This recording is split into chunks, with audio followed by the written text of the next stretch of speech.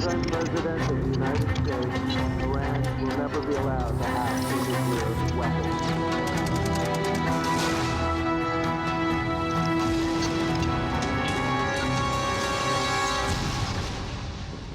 Hola, ¿qué tal, amigas y amigos del Canal 14 del Sistema Público de Radiodifusión del Estado Mexicano? Qué gusto saludarles en una nueva emisión Medio Oriente. Vamos a seguir analizando cómo van las cosas en este complejo tema entre Estados Unidos e Irán. Mi nombre es Omar Cepeda Castro y es que se han ido agudizando precisamente este conflicto, todo, hay que recordarlo, por el asesinato del general Qasem Soleimani el pasado 3 de enero.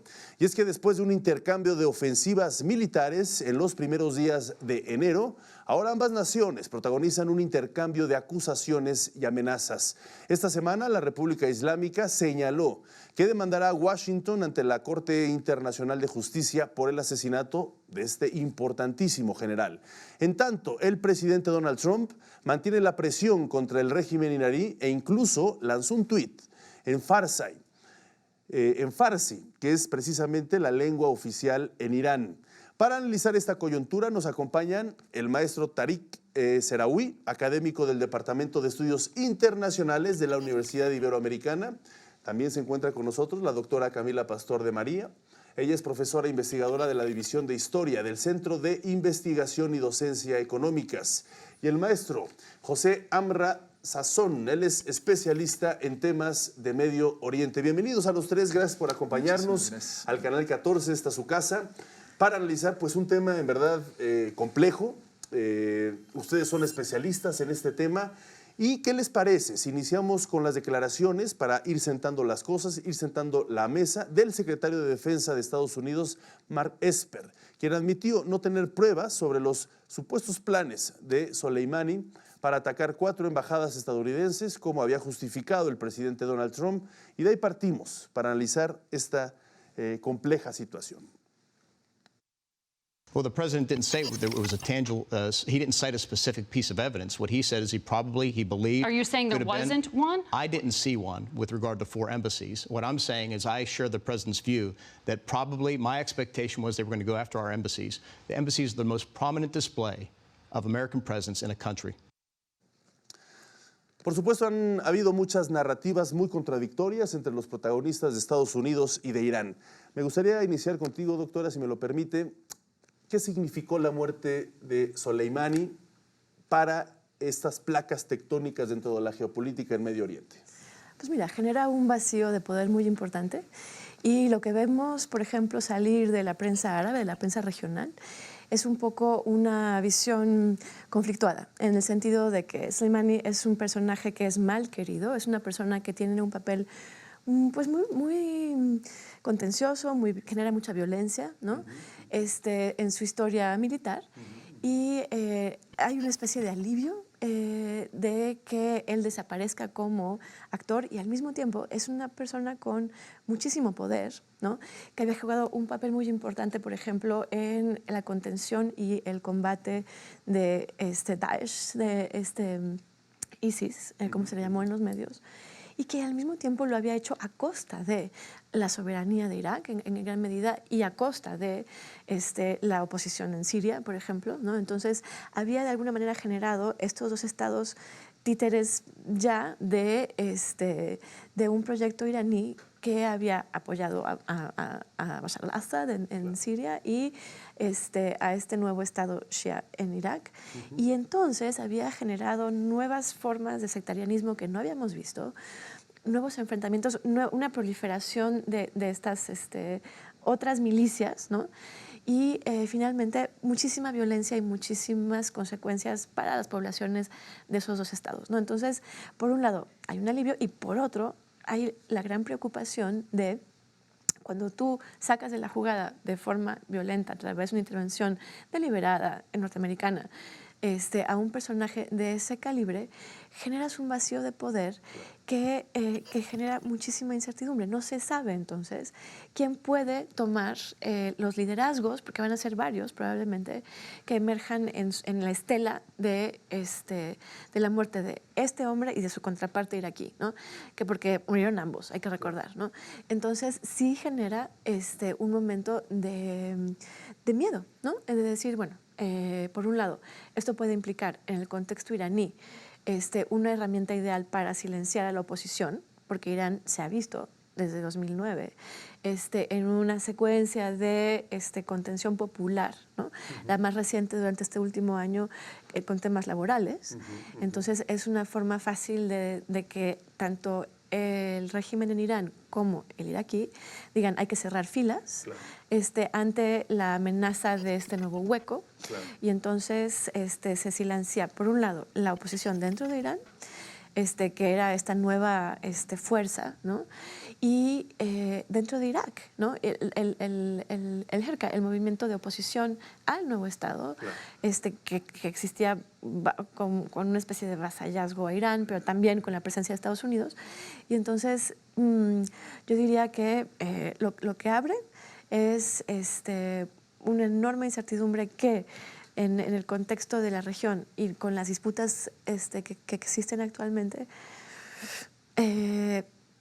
pues augura mal, ¿no? O sea, augura más caos y más violencia en lugar de contención de esos fenómenos. Vamos ¿no? a hablar, tocaste un tema muy importante más adelante sobre estas manifestaciones que se han desarrollado precisamente en Irán, primero en contra de Estados Unidos, después en contra del régimen de los ayatolás. Es muy interesante esto que ha estado pasando a partir de estas oposiciones que hay hacia el régimen. Pero antes me gustaría preguntarles si están de acuerdo en este vacío. ¿Qué gana Estados Unidos o cómo debilita Estados Unidos en un momento dado las instituciones iraníes? Pero también en referencia a algo que pues, mencionaste, estos dos países que es Irán e Irak, pero sobre todo Irak, que al parecer también ahí tiene mucho que ver en este juego geopolítico. ¿Qué opinan? ¿Quién gusta tomar la palabra? Bueno, con respecto, totalmente de acuerdo con lo que menciona la doctora Camila. Con respecto a la situación dentro de Irán y cómo queda Estados Unidos, aquí efectivamente habría que ver dos aspectos, ¿no? Uno, qué es lo que va a suceder al interior de Irán y dónde queda Irán en el plano internacional. Al interior de Irán vimos algo muy, muy interesante que no se supo leer desde la perspectiva norteamericana y es la visión del martirio en el Islam Shia. ¿Sí? Al deshacerse de Soleimani de una manera tan abrupta, una manera que nos recuerda mucho cómo Israel suele desaparecer a estas figuras que se vuelven enemigos o que pueden ser... ¿Fue ilegal esta forma de desaparecer tan abruptamente es un asesinato. a Soleimani? Tan ilegal como asesinar. No, porque Bush, porque Donald Trump decía, bueno, es que es un terrorista, ¿no? Lo mismo que se decía de Saddam Hussein. Pero no, yo obviamente no, que no parece que lo estoy defendiendo, sino simplemente poner las cosas sobre... Porque ninguna, que es lo que van a llevar ahora a la Corte Internacional, ¿no? Sí. De Justicia, precisamente. Es ilegal. Es ilegal 100%. No por donde le veamos. Con todo lo que, como bien se comentaba, Soleimani justamente... Irán teniendo esta intervención en Siria, por supuesto Soleimani queda a cargo de la represión en contra de la oposición al régimen de Bashar al-Assad.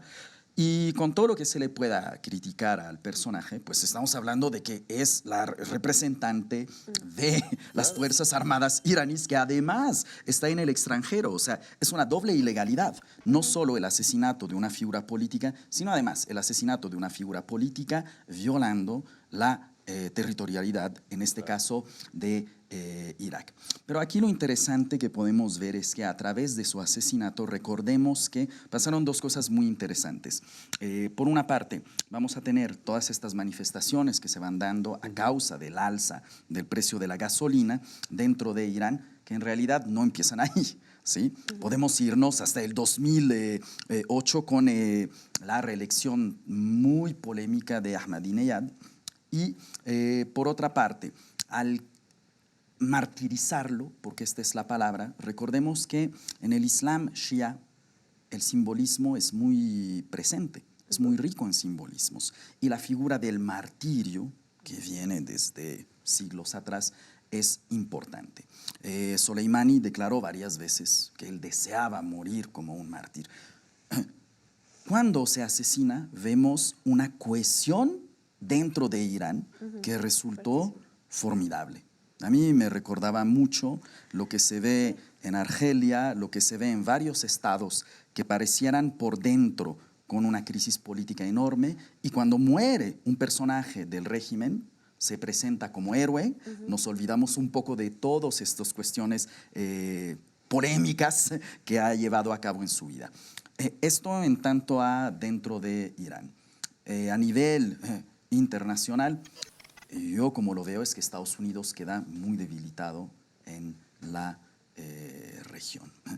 Aquí si pudiéramos hablar de con toda la incertidumbre que hay, pero Estados Unidos, vaya, es un golpe militar para Irán, sí, pero es una victoria política también para Irán frente a los Estados Unidos. Obviamente, doctor José, Estados Unidos pues va a tratar, sobre todo Donald Trump, en estos contextos tan politizados en estos momentos, pues de canalizar y que se vea, al menos en Occidente, que se vea como una victoria para él haber asesinado a este general tan peligroso, creador de grupos terroristas, porque en Estados Unidos hay que recordar que pues Hezbollah está considerado como un grupo terrorista. Solo creo que ellos lo consideran como un grupo terrorista. Entonces, aquí las narrativas son muy interesantes de cómo se están poniendo sobre la mesa. ¿Qué opinas de esto? Bueno, coincido también en que el asesinato de Soleimani está creando vacíos. Todavía no sabemos exactamente qué va a pasar. Yo creo, entre otras cosas, que la respuesta que dio el régimen iraní bombardeando estas dos bases es también, de alguna manera, reflejo de que tampoco saben a qué se están enfrentando, ¿no? Bombardean dos bases, una en una zona kurda, otra en una zona sunita, dentro de Irak, donde no hay muertes que lamentar, sí, pero diciendo, aquí podemos llegar hasta donde están, ¿no? Igual no es la forma en que generalmente reacciona el régimen iraní, tiene sus tiempos y sus métodos no necesariamente convencionales, ¿no? Claro. Dentro de una guerra convencional. Bueno, regresando a tu pregunta, dentro de esta incertidumbre, me parece sí que Estados Unidos no sabe en lo que se metió. Buena parte de la política de Trump, desde que subió al poder, y bueno, poco antes, lo que venía anunciando, de que el acuerdo nuclear que se ha firmado bajo el liderazgo de Obama era un muy mal acuerdo, uno de los tantos pésimos acuerdos del siglo.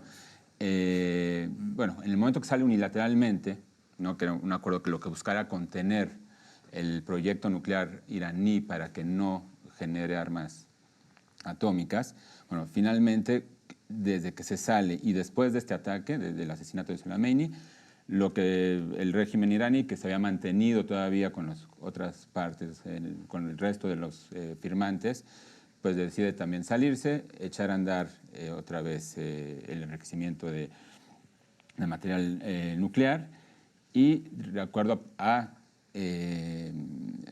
reportes de la inteligencia israelí, en más o menos un año Irán podría tener suficiente, bueno, un enriquecimiento capaz para ser utilizado como armamento nuclear.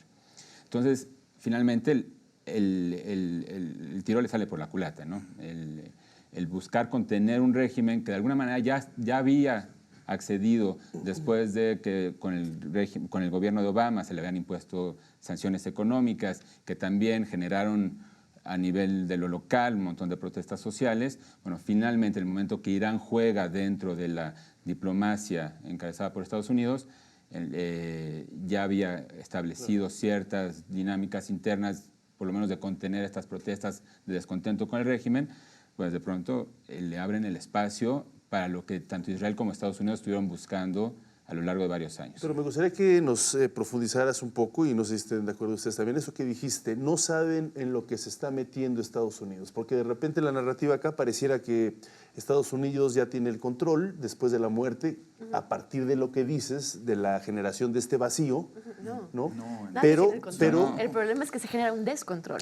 Bueno, entonces se genera un descontrol, pero cuando dices no saben lo que les espera, ¿en qué sentido? Porque de repente pareciera que hablamos de una Tampoco Estados Unidos. Porque hablamos de un Irán, pues a lo mejor también debilitado, sobre todo en la parte económica, o al menos de la parte por estas imposiciones económicas que ha puesto Estados Unidos. Entonces, ahí me gustaría que nos precisaras un poquito. Voy a tratar, sí, como darle contención a mi frase, ¿no? Pero por un lado, sabemos que el temperamento de Trump no ayuda para la política internacional, ¿no? Es su temperamento, su desconocimiento de la política internacional, por un lado. Por el otro, que se ha rodeado de un equipo de seguridad nacional que básicamente se alinea a lo que quiere con sus propias agendas. Mike Pompeo, por ejemplo, o Esper, finalmente tienen, es una mirada de halcón y de intereses que están influyendo en el presidente de Estados Unidos, sí, ¿no? Que toma decisiones sin radar.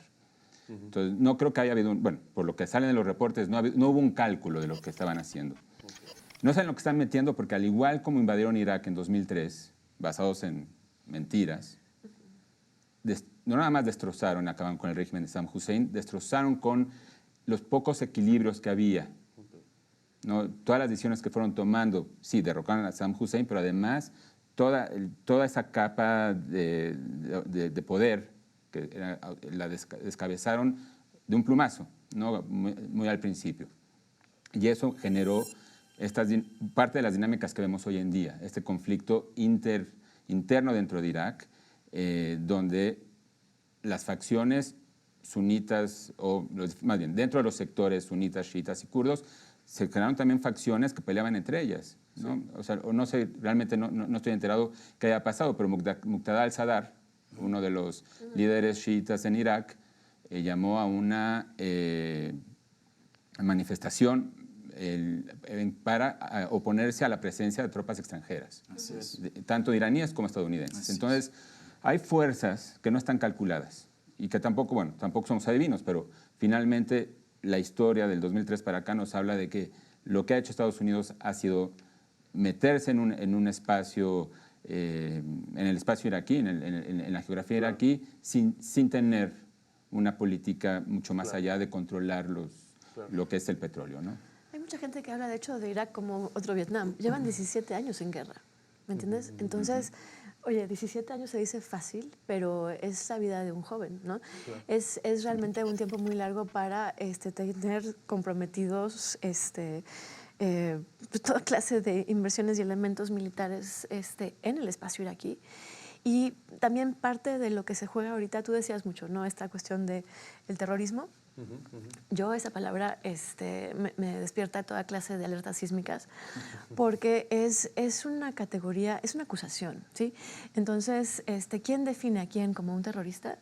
Es una gran pregunta y responde siempre a un proyecto político. Déjame, me interesa mucho eso que dices, pero tenemos que hacer una breve pausa porque después de la pausa vamos a retomar esto que estás diciendo y, por supuesto, abrimos sobre este tema que también es central, el terrorismo, cómo a veces se desvela también con los preceptos religiosos que son muy fuertes, como esto que dices y que muchas veces no los entendemos en Occidente, y también, por supuesto, lo que son las manifestaciones, cómo se han reproducido, porque creo que tiene que ver mucho con ambas cosas. Vamos a hacer una brevísima pausa y regresamos.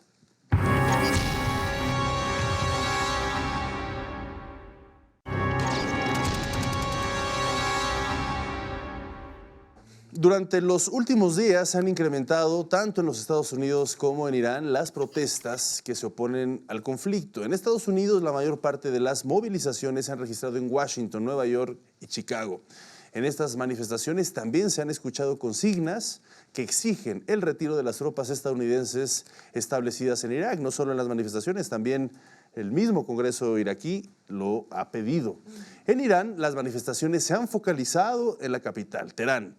Han participado principalmente estudiantes, lo que ya comentabas hace unos momentos, esta fuerza de los jóvenes. Estudiantes, por supuesto, que también protestan por el derribo de un avión comercial ucraniano, que es, bueno, pues ya lo que también hemos contrastado, ¿no? Primero manifestaciones contra el régimen, más bien contra Washington, apoyando al régimen ayatolá, y por el otro después estas mismas, no sé si mismas personas, pero al menos una misma fuerza social diciendo qué está pasando en el interior de Irán, ¿no? Ahí estamos escuchando, bueno, pues lo que son estas voces en la capital, en Teherán. Pero antes me gustaría retomar lo que ya lo que nos habías comentado, doctora Camila Pastor de María, en el sentido de que el terrorismo juega un papel central. Está esta región de Medio Oriente pues minada por muchos grupos terroristas. Me gustaría que nos pudiesen explicar, y te cedo la palabra nuevamente, cómo está conformada esta correlación entre terrorismo, gobiernos, quién apoya el terrorismo, quiénes están detrás del terrorismo, porque por un lado Occidente dice, pues son estos países, por otro lado ellos mismos dicen, no, son estos otros vecinos nuestros que son los que son apoyados por Estados Unidos, en fin, ¿cómo podríamos poner sobre la mesa? Y ahí me gustaría escuchar los tres, igual doy el orden, 2 y 3, para que podamos armar este rompecabezas tan complicado y del que tanto oímos, que es la palabra terrorismo. Mira, es que justamente es una palabra, ¿no? Y entonces terrorista es con quien tú no estás de acuerdo. Y el terrorista de uno es el luchador por la libertad de otro, ¿no? Entonces aquí, por ejemplo, de hecho, el asesinato de Soleimani es descrito en la prensa regional, en la iraní y en la árabe, como un acto terrorista, ¿sí?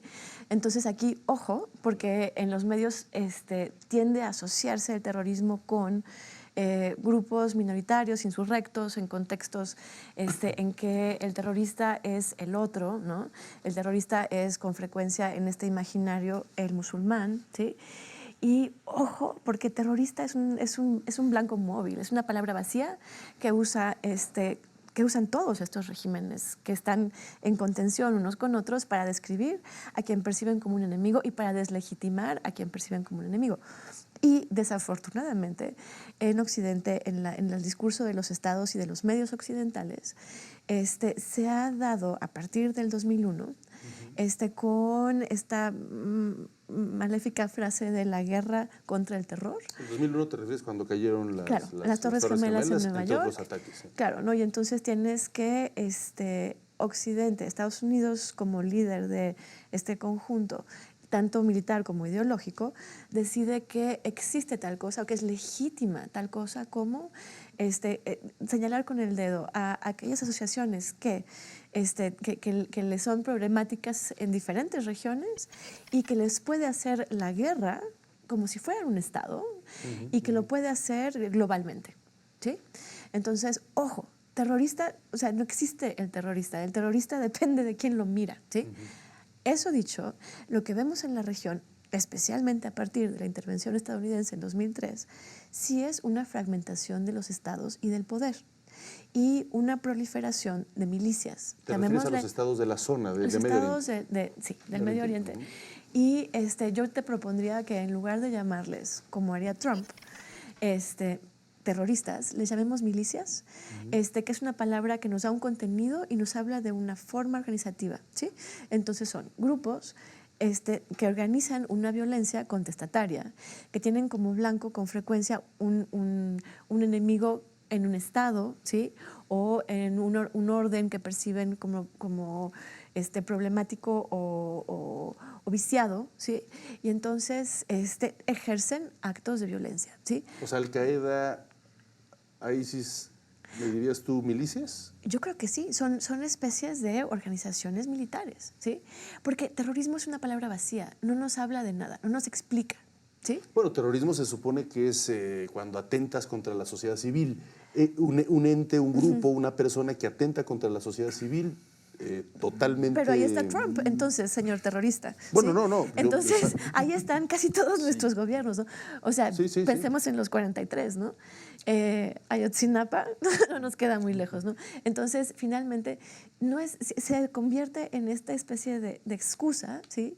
Para deslegitimar una forma de violencia en particular. Cuando vivimos en un mundo de violencias entretejidas y complejas y donde necesitamos vocabularios para analizarlas. Muy interesante. Porque eso nos ayudaría a desmantelarlas, ¿sí?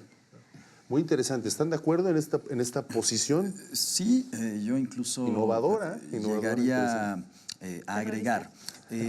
Tenemos, a ver, la definición de terrorista depende de quién la da. ¿Sí?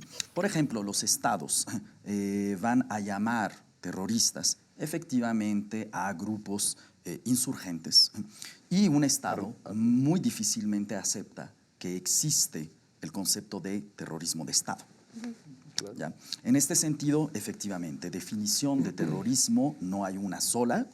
Y el día de hoy esta definición se ha usado para intervenir, para atacar, pero ojo, el terrorismo no es un fenómeno nuevo.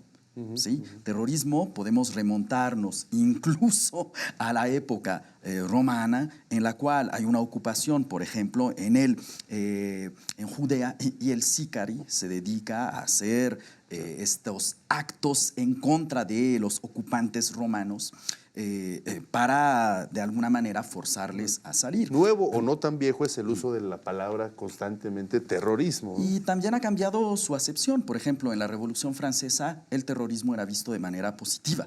Robespierre va a decir, sin terror no hay revolución. En el siglo XIX, por ejemplo, los anarquistas van a hacer uso del terror revolucionario para deshacerse de quienes ellos ven como tiranos. Recordemos el asesinato del zar Nicolás. Es a través de un acto terrorista. Y como bien se menciona, el terrorista para uno siempre termina siendo el héroe para O justificado por otro. Efectivamente. Entonces, aquí vamos a tener una serie de acusaciones por parte de varios regímenes, pero totalmente de acuerdo con la doctora.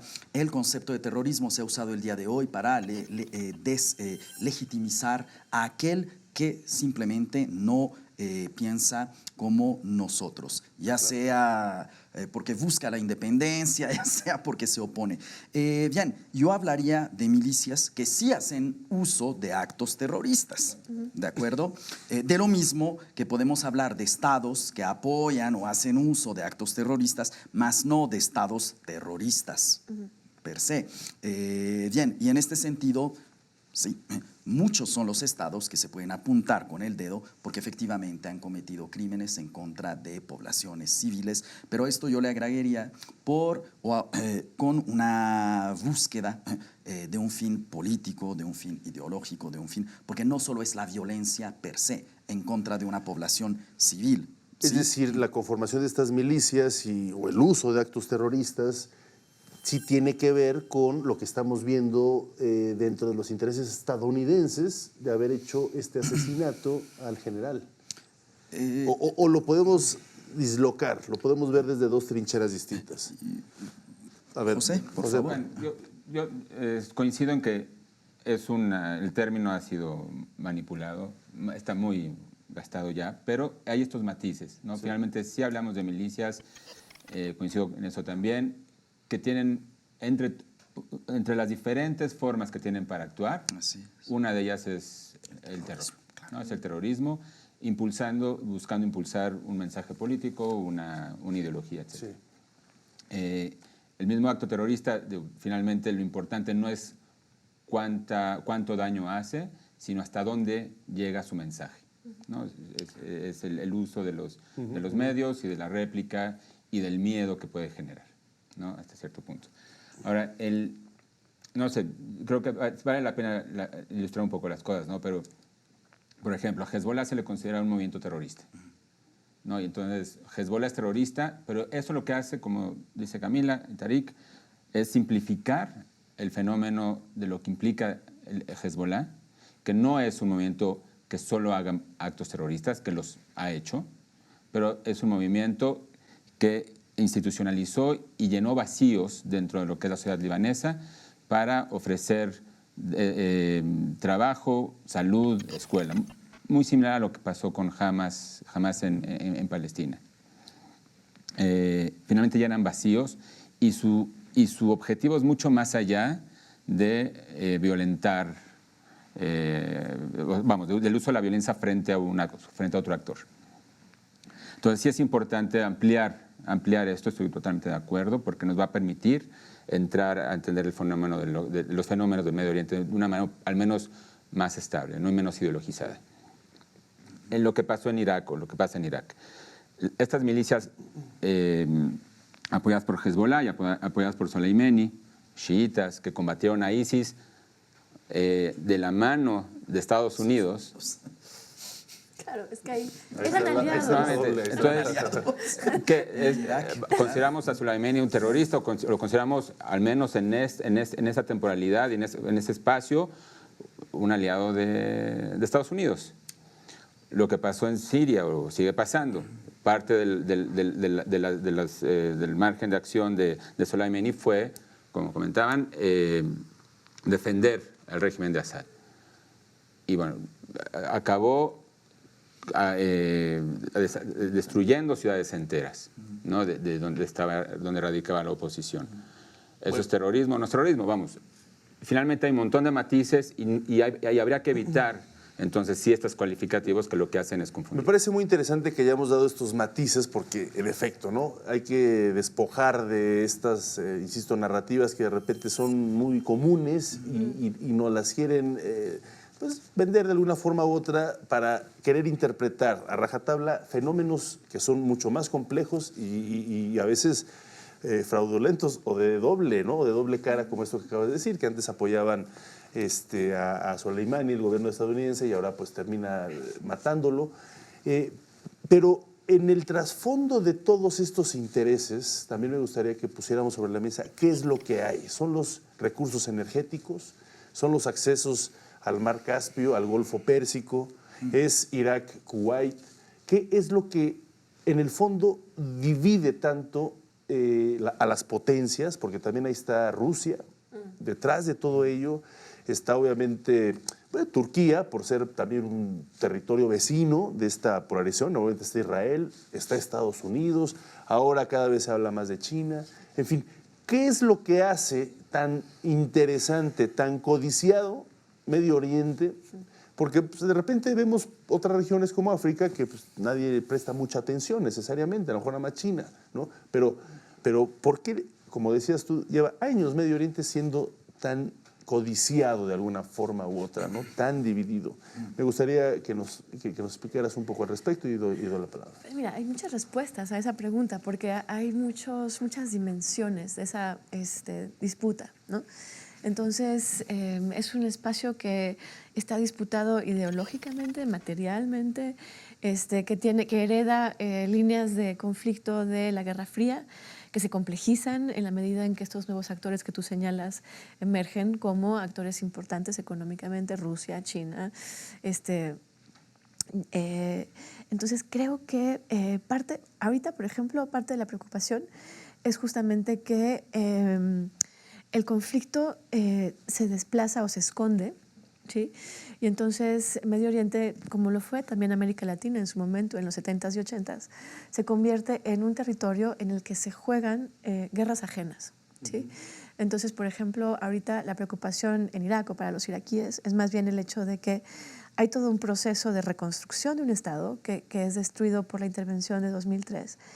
Que justamente es en territorio iraquí donde se enfrentan Irán y Estados Unidos en una guerra primero de baja intensidad, con los ataques que, bueno, primero con la negativa de Trump a sostener su compromiso sobre el acuerdo nuclear, y después con este ataque en el que muere el administrador estadounidense que está detrás de el asesinato o que se usa para justificar el ahora asesinato de Soleimani. Entonces lo que vemos es una escalada en un tiempo relativamente corto que pasa de un enfrentamiento en el que ninguno de los dos lados asume una responsabilidad a una declaración abierta que lleva a este pico que ya, yo creo, en el análisis de la mayoría de los especialistas se está difuminando, o sea, defuminado. O sea, ya nadie, a diferencia de hace una semana, creo que ya nadie piensa que esto vaya a llevar o vaya a desembocar en una guerra. Pero lo que es importantísimo es que sigue habiendo, en el contexto de la región, esta práctica de disfrazar conflictos o de que el enfrentamiento se da extraterritorialmente, ¿no? O sea, los que están peleando en Irak son Estados Unidos e Irán. Claro, pero ¿no? ¿por qué? ¿Por qué? ¿Cuáles son los objetivos? ¿Qué es lo que buscan? ¿Los recursos energéticos? ¿Qué es lo que quieren? Pues es que hay ¿Gastar muchas que las industrias respuestas. armamentistas gasten? Pero bueno, como dices, no hay guerra, ¿no? Entonces, ¿qué es lo Trump que- también quiere, o sea, también quiere su reelección, no lo olvidemos, Bueno, ¿no? Entonces, esa pero coyuntura Vladimir, también se Vladimir juega. Putin no necesariamente está en proceso, él Está consolidado desde el apalancado. 99, ¿no? Y no se diga Xi Jinping, no se diga Xi Jinping. No, Vladimir Putin ahorita está consolidando la continuación del régimen con los cambios que acaba de hacer. Pero en el caso de Irán deberíamos irnos... a ver, algo que tiene que quedar claro, este conflicto no empezó hace una semana, empezó hace 40 años. Claro. Y para los que venimos En trabajando 1979, cuando en el cae el Shah. 79 e incluso podemos irnos más atrás y hablar del 53 y el derrocamiento de el presidente Mossadegh, del doctor Mossadegh. Vaya, entonces hay que ciertos temas. Uno, en ningún momento creo con los colegas llegamos a llamar esto la Tercera Guerra Mundial, ni la posibilidad, porque este conflicto viene dándose como un conflicto que se ha evitado de manera directa y se ha peleado en distintos escenarios. Si vemos el día de hoy, Irán efectivamente se está peleando en Irak para evitar un enfrentamiento directo con los Estados Unidos, como también está el frente sirio, donde tenemos a un Israel, donde también está el frente yemení, donde tenemos una Arabia Saudita. Pero finalmente todos forman parte de este complejo de seguridad que va de la mano de los Estados Unidos. A ver, el día de hoy, el Irán de hoy no se puede entender sin esta lectura de los últimos 40 años, en los cuales el régimen se ha estado preparando constantemente ante distintas amenazas, ante distintas sanciones y ante el miedo, ¿sí?, de lo que ha venido recitando los Estados Unidos: cambio de régimen, cambio de régimen, cambio de régimen. Desde mi perspectiva, los Estados Unidos desde hace varias décadas no saben leer al Medio Oriente. Eso es muy interesante, esta premisa, no saben leer, no es tan entendible. Son dos realidades completamente distintas. Muy interesante porque creo que sí tiene mucho que ver y te voy a dar la palabra, pero antes vamos a hacer una brevísima pausa y regresamos.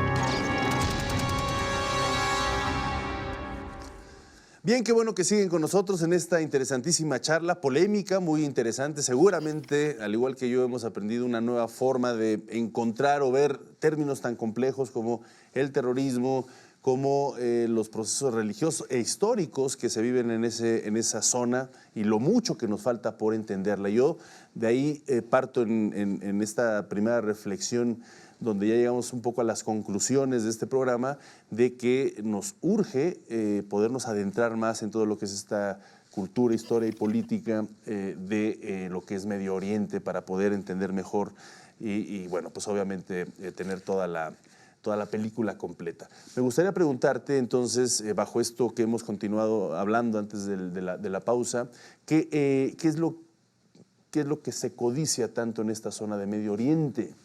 ¿Qué quiere Estados Unidos? ¿Qué quiere Rusia? ¿Por qué tanto interés? ¿Por qué tanto conflicto? Los mismos grupos, las mismas, ya voy a hablar con ustedes, las mismas milicias que cometen actos terroristas, ¿no? ¿Qué es lo que hay detrás de ello? Pues hay de todo, ¿no? Estados Unidos está muy interesado en mantener el control de las fuentes de petróleo.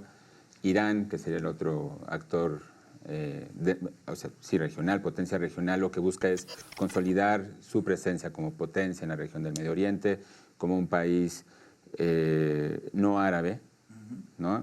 Sí musulmán, pero un país no árabe, que busca consolidarse como potencia regional, con todo su proyecto que justamente Soleimani fue uno de los principales arquitectos. Regresando un poquito a Irak, en el momento que desaparece el régimen de Saddam Hussein, eso fue abrirle la carta, darle en bandeja de plata Irak al régimen iraní, por ejemplo, ¿no? Y entonces, bueno, finalmente son intereses quizás diferentes. El control también, lo mencionabas, de los pasos estratégicos, de los buques con energéticos,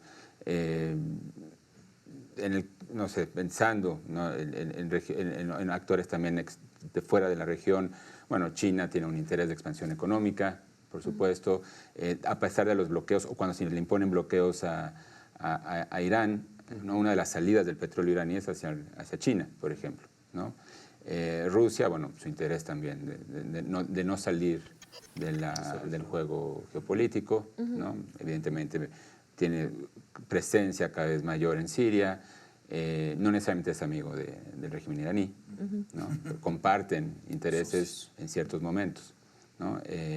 Pero bueno, finalmente sí, Medio Oriente es, bueno, el Medio Oriente que entendemos hoy, que es del siglo pasado para acá, pues es de suma importancia por el interés que tiene desde lo económico, desde lo geopolítico, y lo que se hace es explotar, ¿no? Estas potencias externas lo que hacen es explotar estas divisiones para mantener su presencia y que respondan a sus intereses externos. Bueno, pasamos ahora sí a la parte de la sociedad, en este caso iraní, porque obviamente podemos hablar de mucho más, pero no nos va a dar tiempo. La sociedad iraní, al partir de las manifestaciones que vimos, primero en contra del gobierno estadounidense, después en contra de su propio gobierno por haber derribado este avión ucraniano con 180 personas a bordo, civiles de diferentes nacionalidades.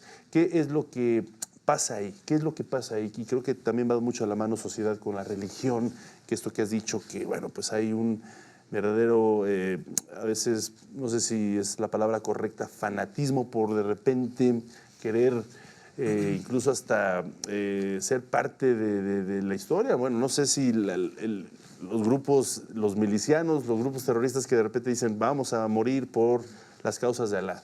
¿Cómo comprender todo esto? No me voy a los extremos, pero creo que es importante. ¿Me dejas empezar con mi terrorismo? Por favor. Conceptual. Y los invito, porque tú decías, ¿no? Bien decías, hay grandes vacíos, este es un gran desconocido, esta región, ¿no? Entonces, acérquense a nosotros como académicos, a nuestros espacios de trabajo, porque hay todo el tiempo actividades abiertas al público general y toda clase de programas formativos para quienes estén interesados.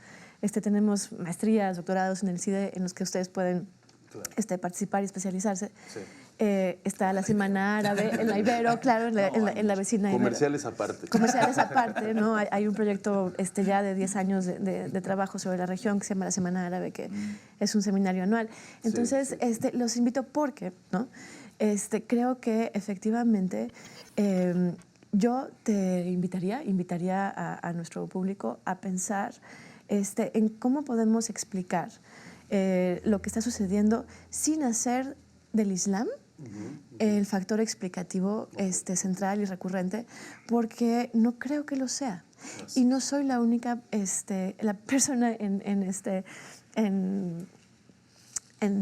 pensar que es un poco como si quisiéramos explicar, en el caso mexicano, el éxito electoral del PAN en el 2000 con el nacimiento del niño Jesús en Belén, ¿sabes? En el año 0.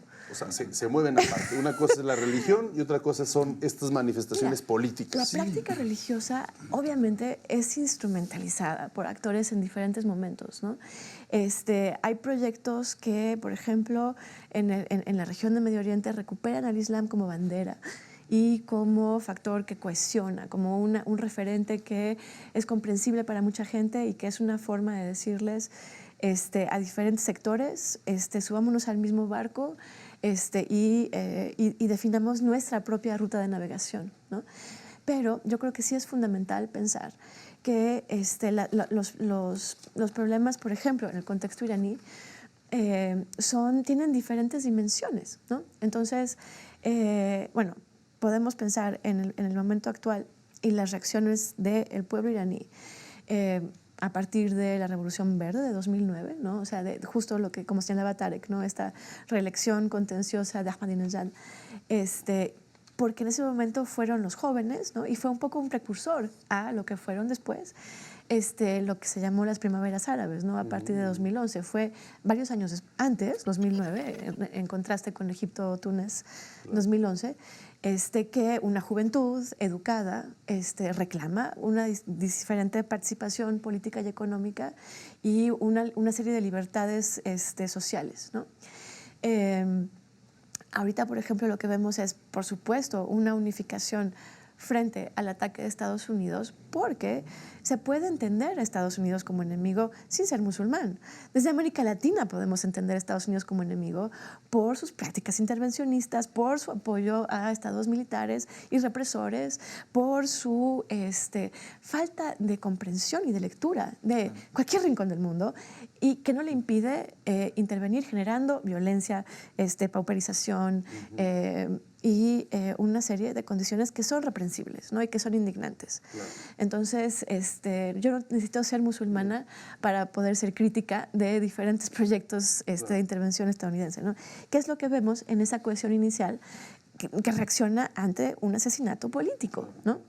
Sin embargo, por ejemplo, este giro con la muy desafortunada baja del avión, está también relacionado con el hecho de que en ese avión, sí, claro, se habla de que iban muchos pasajeros canadienses, pero se habla menos del hecho de que eran iraníes canadienses, académicos, sí. Y que entonces esto para Irán lo que representa es la muerte literal, ¿no?, de una élite intelectual, de un capital humano valiosísimo, ¿no?, ante el cual, sí, efectivamente, hay otra vez una posibilidad de indignación, ¿no? Entonces, otra vez, en esa misma, en el hecho de que la indignación iraní responde a diferentes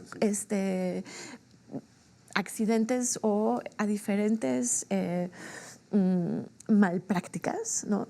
Entendemos que no está ligada al Islam, que está ligada en un primer momento al intervencionismo estadounidense y en un segundo momento a la incompetencia iraní. Claro. Y por supuesto hablamos de una sociedad iraní muy culta, crítica y también con un conocimiento de Occidente y por supuesto de Medio Oriente. Es decir. Bueno, yo creo que hay de todo en la sociedad iraní. Habrá la gente muy culta y la que no.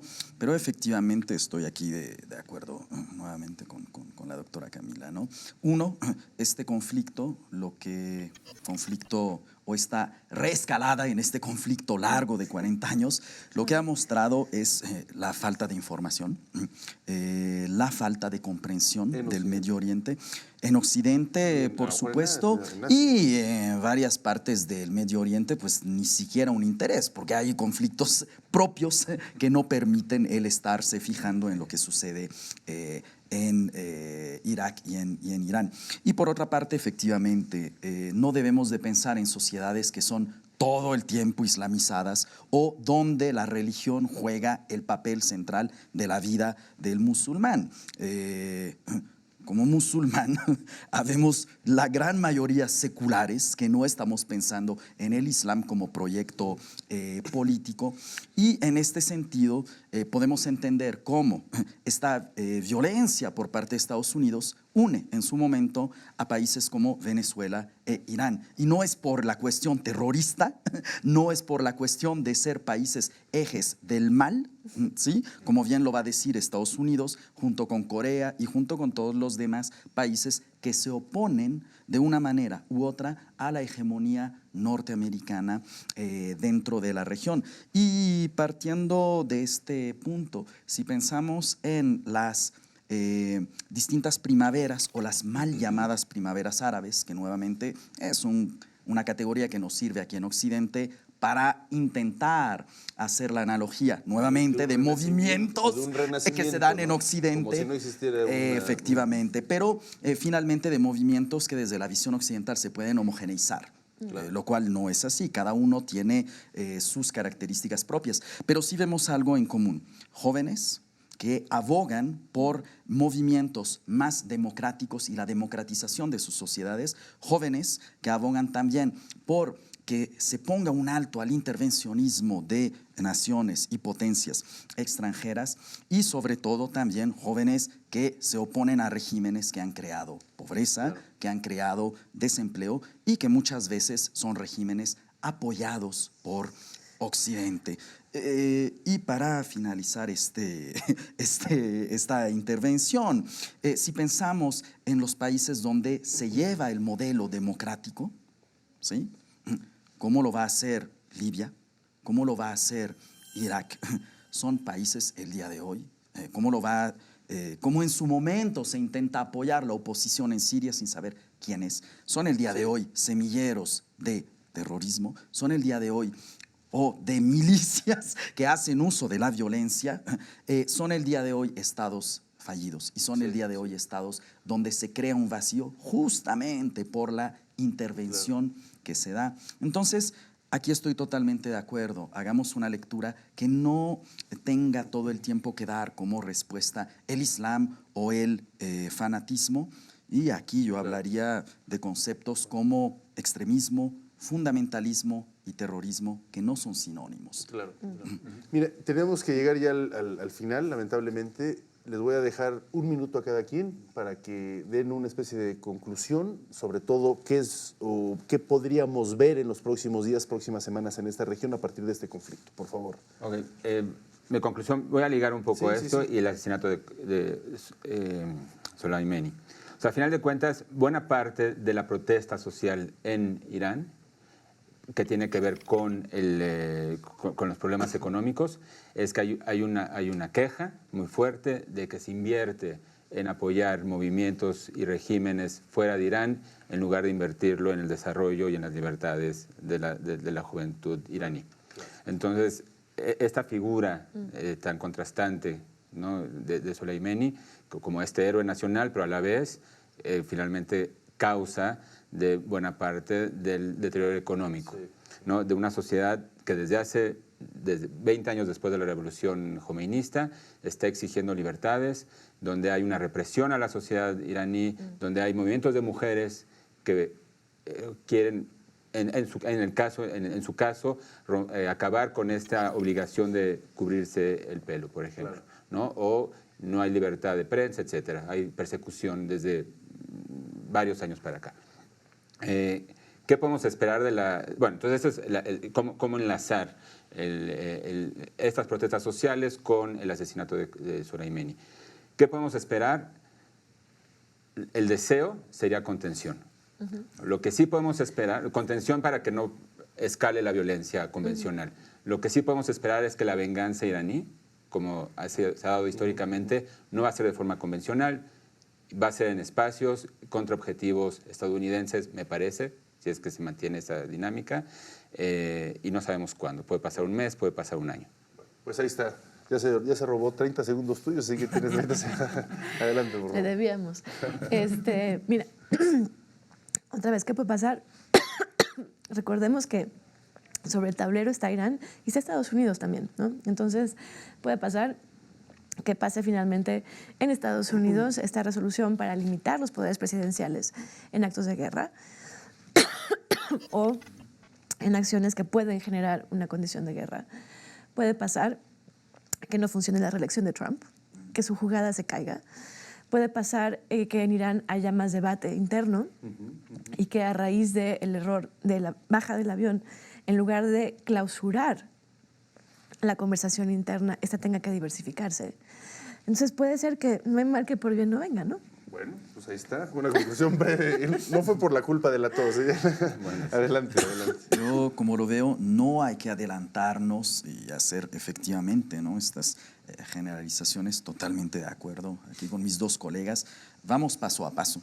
Vimos, por ejemplo, un día hay una manifestación a favor del régimen después de la caída del avión y de ocultar. También.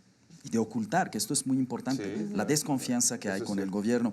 Probablemente vamos a ver a futuro una desescalada, pero también, creo yo, vamos a ver un Irán más fuerte en la región, un Irán mejor posicionado que hace 10 o que hace 15 años, gracias a los errores que ha cometido Estados Unidos y a los vacíos de poder que ha creado Estados Unidos.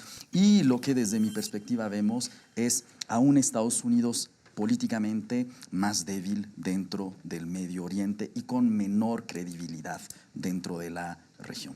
Bueno, vaya conclusiones muy interesantes de la de los tres. Realmente les agradezco muchísimo una cátedra sobre lo que está pasando en Medio Oriente. Gracias, Tariq. Muchísimas gracias. Seraoui, de la Universidad Iberoamericana. Doctor, muchísimas gracias. Gracias también, doctora Camila Pastor de María, del Centro de Investigación y Docencia Económicas, del CIDE.